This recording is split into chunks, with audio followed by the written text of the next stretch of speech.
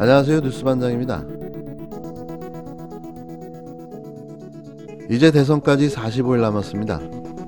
대한민국의 미래를 결정지을 중요한 선거가 정말 코앞으로 다가왔는데요. 운명을 결정지을 시간이 다가오고 있지만 아직도 대선 판세는 요동치고 있습니다. 연일 쏟아지는 윤석열 국힘당 대선 후보의 리스크들. 과거 같았으면 진작에 사퇴해도 모자람이 없는 수준인데요. 무식함도, 무지함도, 무속과 주술에 심취한 그의 삶을 알면서도 막아내지 못하고 있습니다. 그건 그간 대선 후보의 자질과 능력을 평준 하향화시키며 국민들의 눈높이를 낮춰놓은 윤 후보의 공로에 기인한데요. 이제는 작은 흠결도, 도덕적 결핍도 아무런 문제가 없어 보이는 거죠. 작금의 이런 현실에 한탄만 나올 수밖에 없는데요. 저런 부도덕하고 무지하며 무식한 자가, 또 무속 중독에 빠져 정확한 자기 판단도 할 수 없는 자가 과연 국가 지도자가 될 수 있냐 하는 생각을 갖게 합니다. 절대로 막아야 합니다. 그가 대통령이 된다면 대한민국의 모습이 어떻게 될지가 너무 뻔해 보이기 때문인데요. 이명박근혜를 넘어서는 상상을 불허한 무도와 무속이 넘쳐나는 샤먼 정권이 탄생될 겁니다. 22일 이재명 더불어민주당 대선 후보는 검찰 수사만 받으면 세상을 떠나는 사람이 나오고 있다며 검찰 공화국을 막아달라고 호소했습니다. 그러면서 윤석열 국힘당 후보가 자신을 확정적 범죄자라고 말한 것을 겨냥해 이런 말을 했는데요. 제가 요새 지금 좀 이상한 사람 비슷하게 인식되고 있는 바인데 저 그렇게 무서운 사람, 나쁜 사람 아닙니다. 제가 지면 없는 죄 만들어서 감옥 갈 것 같습니다, 여러분. 제가 대선에 지면 없는 죄 만들어 감옥에 갈 것 같습니다. 저는 이 후보의 이 말이 틀리지 않게 느껴졌습니다. 윤 후보는 익히 그러고도 남을 사람인데요. 그가 검찰청장 시절 무소불위의 권력을 휘두르며 가진 수단과 방법을 가리지 않고 벌였던 정치 공작을 이미 알고 있기 때문입니다. 내 편에게는 이권을 주고 법을 어겨도 봐주고 내 편에게는 선전선동 조작하고 그러지 않았습니까, 여러분? 이 무도한 정권의 심판에 앞장서야 하지 않겠습니까? 국민들께서 다 판단하실 거라고 생각합니다. 없는 죄 만들어서 감옥 보내는 정권이 생존할 수 있겠습니까? 윤석열 후보는 앞서 이재명 후보가 자신이 대선에 지면 없는 죄를 만들어 감옥에 보낼 것 같다고 말한 것에 대해 이렇게 맞받았습니다. 하지만 그가 그간 보여준 모습은 정반대였는데요. 누가 그의 말을 믿어줄까요? 이런 자를 대통령으로 뽑으시겠습니까? 18일 오전 권영세 선거대책본부장이 이 시간부로 네트워크 본부를 해산한다고 선언했습니다. 해산 소식의 한 인터넷 커뮤니티에는 글 하나가 올라왔는데요. 그 글은 이런 내용이었습니다. 표면상 해체하고 뒤에 모여서 쑥덕쑥덕 하겠지. 저것들이 하루 이틀 모인 사이겠냐? 이 누리꾼의 지적은 정확했는데요. 무속인들과 이른바 윤핵관 직속 네트워크 본부의 활동은 지난해 11월 중순부터 드러나기 시작했습니다.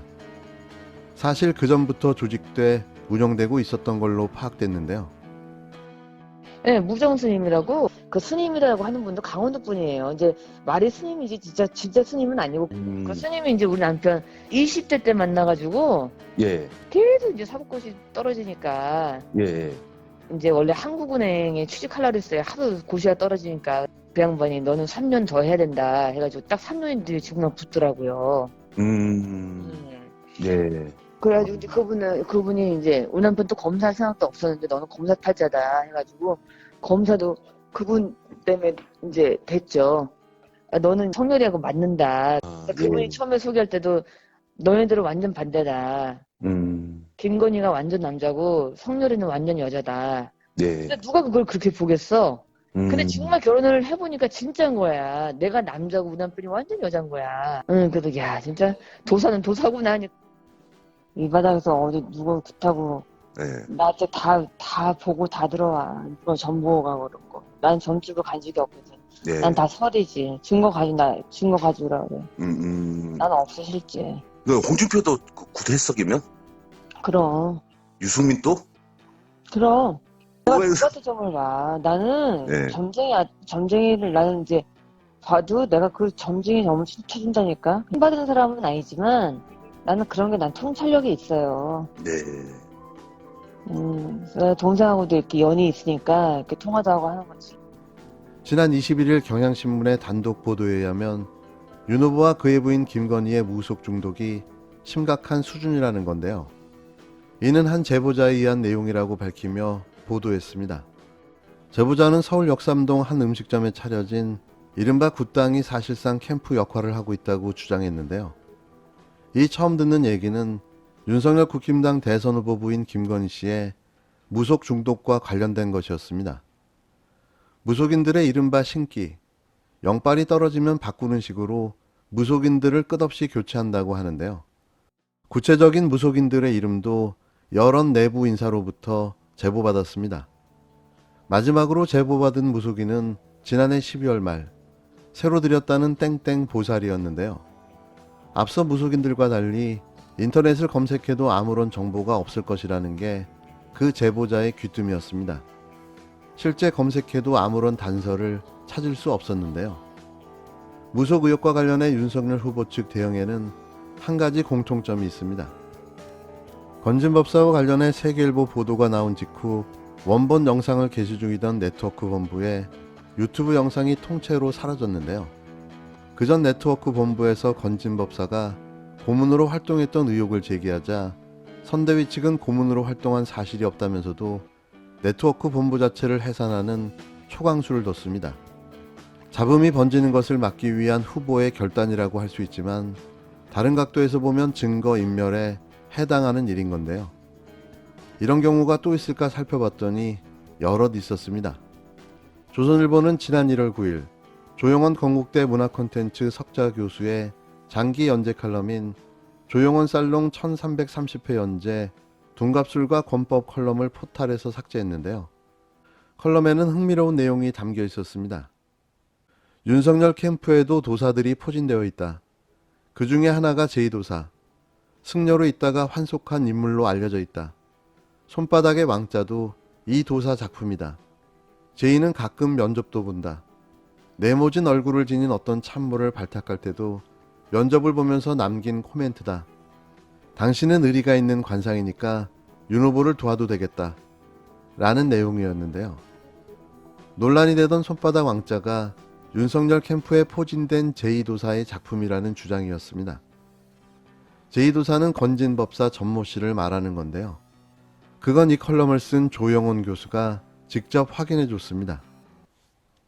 19일 김의겸 열린민주당 의원은 2013년부터 건진법사의 딸이 김건희가 운영하는 코바나 컨텐츠의 행사를 담당했다고 밝혔는데요. 이미 오래전부터 긴밀한 관계를 유지하고 있었다는 거죠. 경향신문의 단독 보도에 따르면 역삼동 굿당의 주소지에는 건진법사 전씨 부부와 그의 딸, 아들이 등록한 한 회사가 등장하는데요.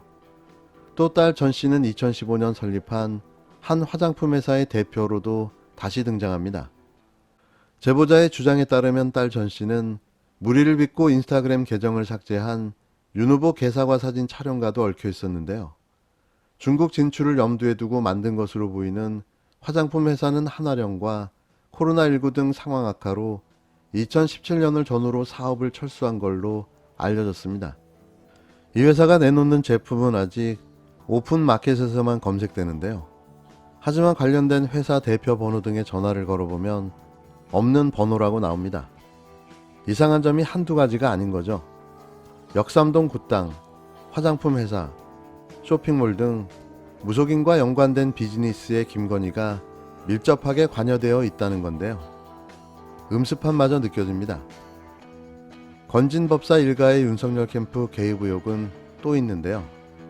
미국 유학생 출신인 건진의 처남 김모 씨가 해산된 네트워크 본부 활동을 장악하고 있었다는 의혹이었습니다.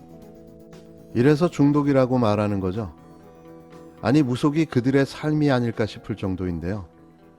이 정도의 의존도라면 상담을 받아봐야 합니다.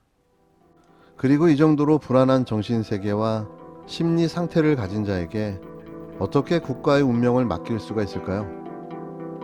오후 방송에서도 이 부분과 관련된 내용을 집중해서 소개하도록 하겠습니다.